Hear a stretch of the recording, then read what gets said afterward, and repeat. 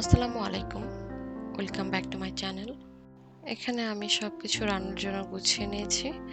আজকে করলাম মসুরের ডাল চচ্চড়ি। এটাতে একটু বেশি করে পেঁয়াজ দিলে টেস্ট ভালো আসে। আর ডালটাকে একটু সময় নিয়ে ভাজতে হবে মিডিয়াম হিটে। তাহলেই চচ্চড়িটা অনেক ভালো হয়। ডালগুলো সুন্দর গোটা গোটা থাকে।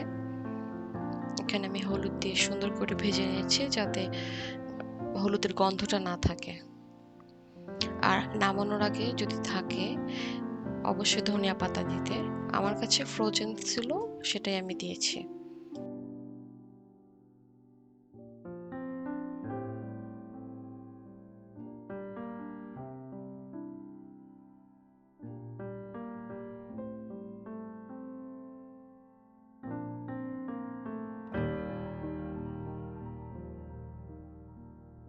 তারপর দিয়ে দিলাম জিরার গুঁড়া আর টেস্ট অনুযায়ী লবণ আর সামান্য একটু চিনি।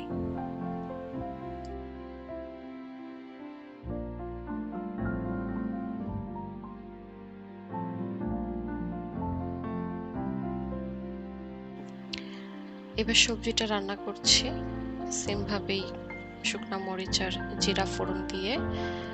কাঁঠালের বীজ দিয়ে সবজি আমাদের সবারই অনেক পছন্দ।